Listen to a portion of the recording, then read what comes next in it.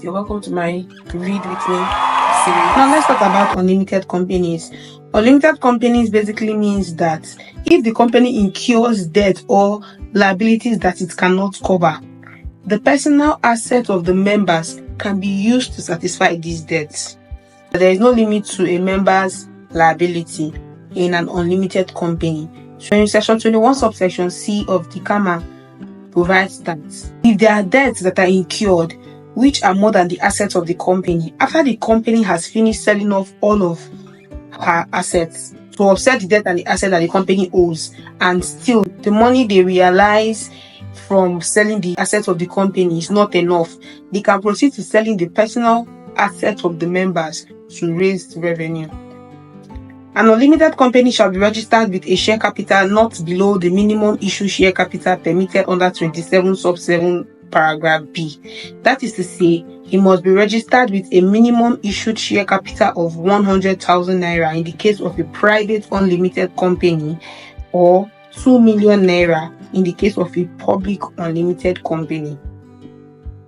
An issue was raised as to why we have unlimited companies when we have already established that there's a core difference between a partnership and a company. So why then do we now have an unlimited company? I don't know if you get what I'm saying. Let me rephrase my statement.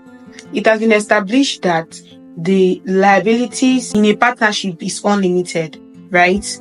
So, and we also established that a partnership is different from a company. Why then do we now have an unlimited company? There are two primary answers to this. The first one is because in a partnership, you cannot have a separate legal personality. So if you want a separate legal personality, you have to dance to the tune of a company, most likely an unlimited company. The second answer to this is if you are more than 20 persons in your company, if you're more than 20 persons, you cannot register as a partnership. You understand? So you have to register as a company, and you have to register as an unlimited company. Yeah. And the major reason why you have to register as not just a company but an unlimited company is so that every member of the company will be liable in the event of winding up. But then how you like it? So rounding up a private company, I would like to understand that a private company is one that its memorandum of association states that it is a private company.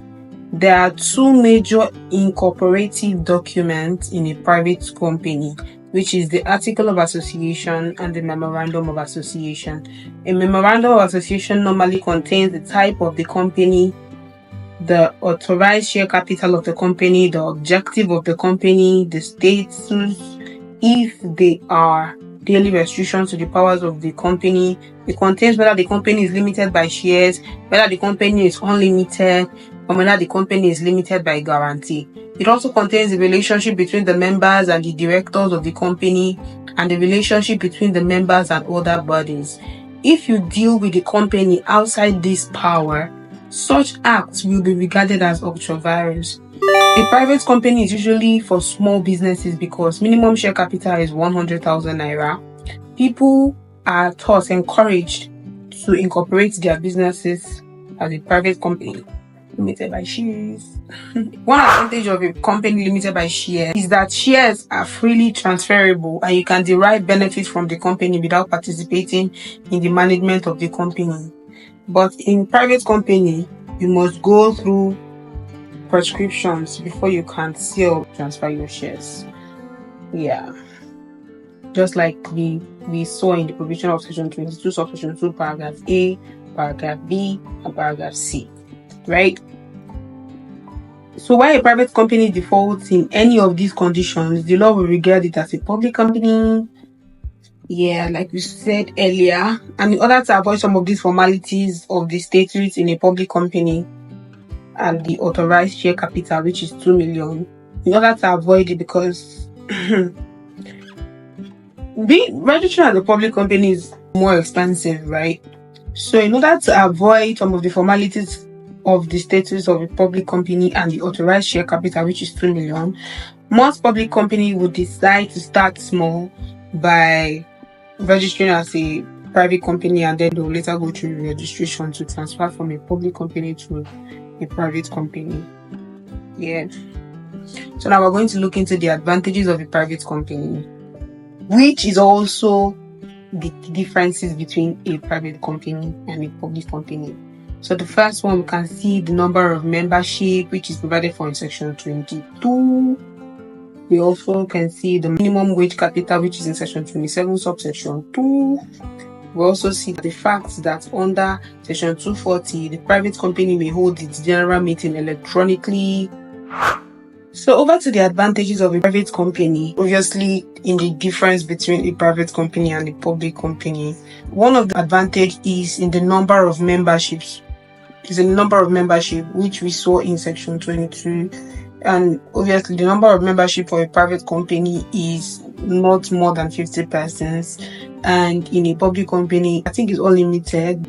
Then we also have another advantage, which is in the minimum paid capital. For a private company, the minimum paid capital is 100,000 naira, and for a public company, it is 2 million naira, and that's indicated in section 27, subsection 2.